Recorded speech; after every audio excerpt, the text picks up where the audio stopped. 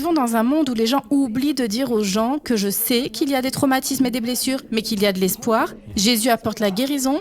Et quand l'Apocalypse dit « Vous serez sauvés par le sang de l'agneau et la parole de notre témoignage », j'ai l'impression que je peux regarder n'importe qui dans n'importe quel bureau, dans n'importe quel pays.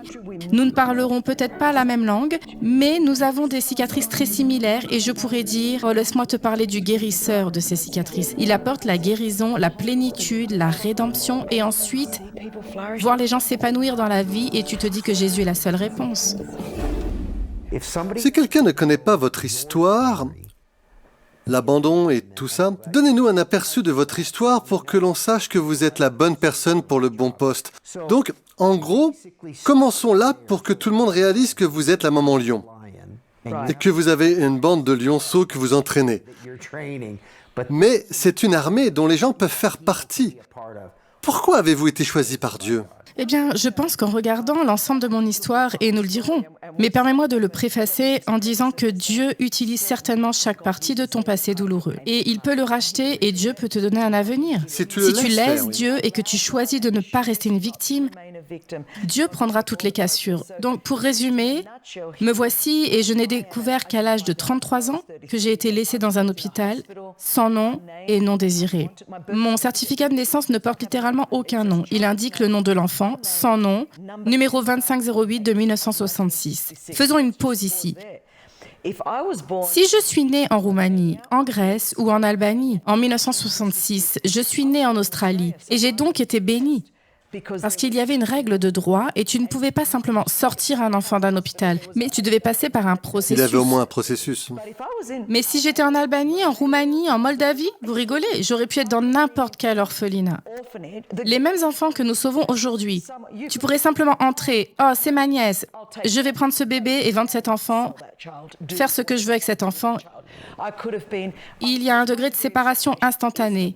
1966, j'ai grandi dans un environnement où j'ai été abusée sexuellement pendant de nombreuses années. Et je comprends donc la douleur, la honte, la colère, l'amertume et toutes les choses qui en découlent.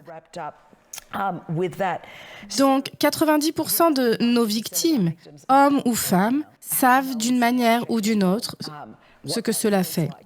Donc, je comprends.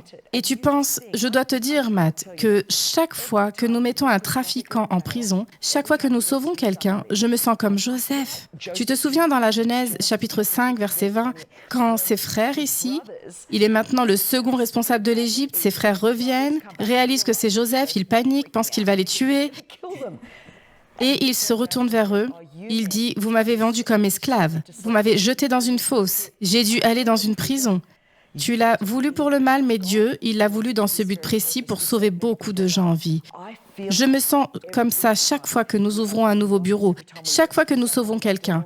Je pense, oh diable, tu l'as voulu pour le mal. Tu as essayé de te débarrasser de moi, ça n'a pas marché. Tu m'as laissé dans un hôpital sans nom, sans envie.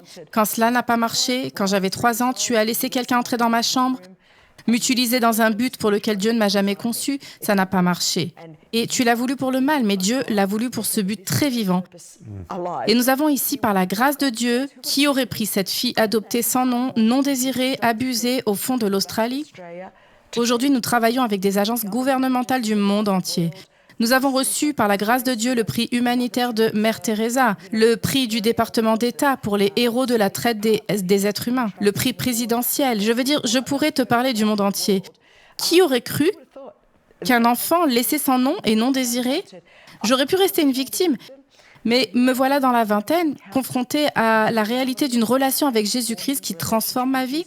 Et le miracle de Dieu est la toute première écriture que j'ai entendue et comprise. Je ne savais rien. Me voilà née de nouveau.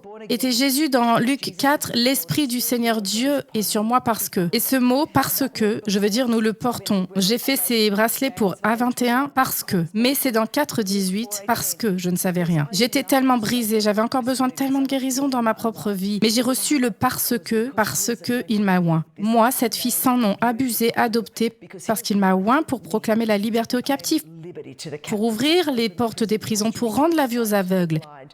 Et c'était comme, il y a un parce que dans ma foi, et je veux le dire à tout le monde. Le parce que, c'est la même raison pour laquelle nous faisons ce programme.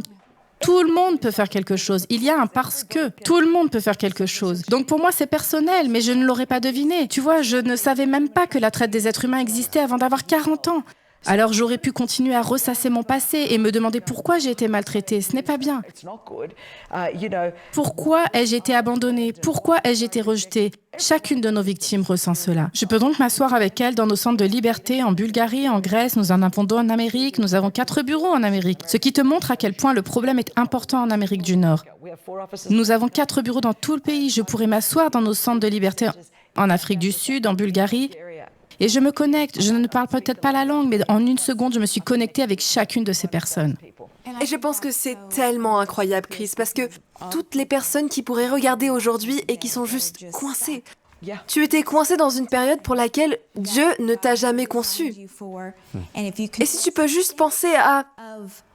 Vas-y, et pense à ta douleur et fais-en quelque chose dont tu te sers comme d'un ministère. Prends cette douleur et dis à quelqu'un que je sais ce que tu ressens, mais laisse-moi te dire ce que ça peut être. Et je pense que l'encouragement aux gens qui sont coincés dans cette période, Dieu veut briser cette période sur les gens. Dieu veut vous sortir d'une saison. Dieu veut vous mettre là où vous êtes censé être, à son heure. Et son heure dit, je t'ai destiné à un but.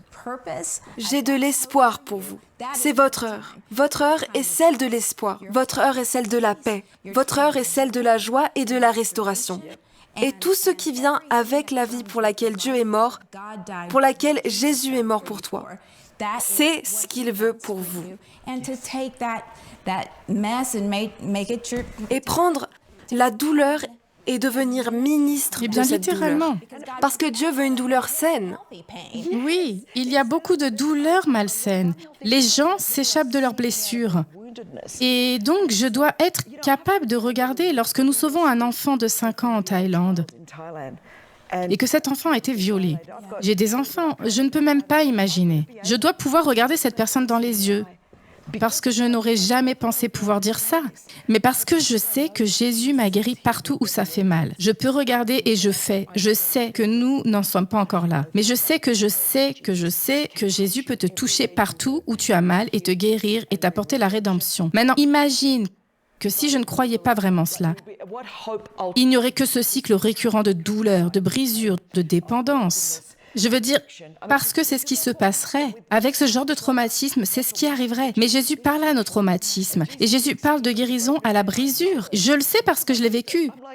Peut-être pas à ce point, je n'ai pas été victime de la traite des êtres humains. Mes abus ont eu lieu dans ma propre maison. Ma famille immédiate était très aimante, mais elle a fait entrer dans la maison des personnes en qui elle aurait dû pouvoir avoir confiance et ces personnes ont violé la confiance de mes parents. Je connais donc la peur de cela. Je connais la peur que si tu dis quelque chose, on te tue ou on rende cela public. Je connais cette peur. Je connais le traumatisme que cela crée. Et nous vivons dans un monde où les gens oublient de dire aux gens que je sais qu'il y a des traumatismes et des blessures, mais qu'il y a de l'espoir. Jésus apporte la guérison. Et quand l'Apocalypse dit « Vous serez sauvés », par le sang de l'agneau et la parole de notre témoignage.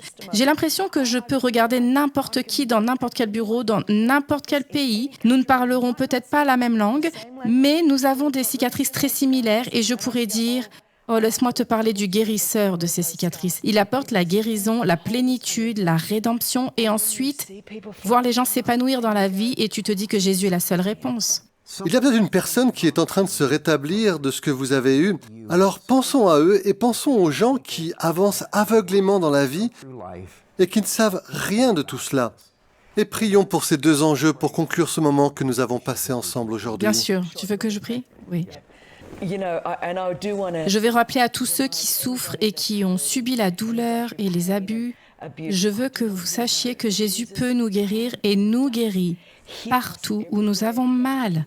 Tu peux avoir une vie au-delà de ton passé. Ton histoire n'a pas besoin de définir ton destin. Jésus t'aime et nous arrivons à un endroit où nous rendons ce que Jésus a fait pour nous plus important que ce que quelqu'un d'autre nous a fait. Son sang est suffisant pour apporter la guérison et la plénitude. Et je crois que certains d'entre vous paniquent rien qu'en entendant cela. Tu te dis, eh bien, j'ai des enfants. Et écoute, je suis pareil. J'ai un nouveau-né. Et je sais que pour certains d'entre vous, c'est un déclencheur. Tu veux simplement te cacher et nos victimes victimes sont cachées à la vue de tous. Nous n'avons pas besoin de nous cacher. J'adore ce que Matt vient de dire, le Saint-Esprit maintenant. Si tu es né de nouveau et rempli d'esprit, nous pourrions être en alerte. En partie, Dieu nous donne des yeux pour voir dans l'esprit. Tu peux commencer à avoir du discernement, de la compréhension. Je peux te dire le nombre de fois où je me suis dit, il se passe quelque chose ici ou là. Je pourrais le dire encore et encore. Alors je sais que certains d'entre vous sont très à l'écoute de la spiritualité, du Saint-Esprit. Il y aura une agitation. Tu sauras que c'est Dieu. D'autres seront tentés de se cacher, se couvrir et d'essayer de l'ignorer. Ce n'est pas comme ça que nous allons faire. Lorsque nous apportons la lumière dans les ténèbres ont... Celui qui est en nous est plus grand que celui qui est dans le monde. Je n'ai aucune crainte à ce sujet. Tu n'as pas besoin de vivre dans la crainte. Dieu ne nous a pas donné un esprit de crainte, mais d'amour, de puissance et un esprit saint. Nous avons 2 filles par la grâce de Dieu et elles ont été élevées et sont épanouies. Tu n'as pas à avoir peur. Je vais donc prier contre un esprit de peur et je vais prier pour que la guérison et la plénitude viennent à beaucoup d'entre vous. Père, je te remercie pour chaque personne de l'autre côté de l'écran. Seigneur, même maintenant, alors que je prie pour que tu ouvres les yeux, qu'il y ait un réveil. Père, je m'oppose à tout esprit de peur au nom de Jésus-Christ qui pousserait les gens à reculer plutôt que de s'engager dans cette voie. Je prie pour un esprit saint, de la confiance, du courage et de la force. Seigneur, tu as dit à Josué, sois fort et très courageux. Alors je proclame force et courage sur les gens en ce moment au nom de Jésus-Christ. Père, je prie pour qu'il y ait même un éveil du don spirituel de Père, le discernement des esprits, Seigneur, ce qu'était le cas de Matt et d'autres situations. Seigneur, toi et moi connaissons des cas où nous avons su que quelque chose n'allait pas, que quelque chose n'était pas normal, que les gens le sauraient et ils sauraient quelle ligne d'assistance appeler, ce qu'il faut faire ensuite. Père, je prie qu'à la suite de cela, il y ait un pic dans le nombre de trafiquants qui sont attrapés, d'affaires démantelées, littéralement au nom de Jésus et de personnes qui sont sauvées. Et Père pour chaque homme, femme et enfant qui regarde en ce moment même au son de ma voix, Seigneur qui a connu l'abus, l'abandon, le rejet, la douleur. Esprit Saint, je prie pour que même maintenant, tu fasses ce que toi seul peux faire en ce moment. Que tu ailles, tu apportes la guérison dans ces endroits brisés. Père, que nous ne soyons pas des plaies qui suintent la toxicité et la cassure partout. Mais Père, qu'il y ait la guérison, qu'il y ait la plénitude. Fais ce que toi seul peux faire, Seigneur. Touche chaque personne. En ce moment, je prie au nom de Jésus. Au nom de Jésus. Amen, Seigneur. Shalom, j'espère que vous avez aimé cette vidéo. Abonnez-vous pour ne pas rater nos programmes. Merci de faire partie de notre famille TBN. Que Dieu vous bénisse. Shalom de Jérusalem.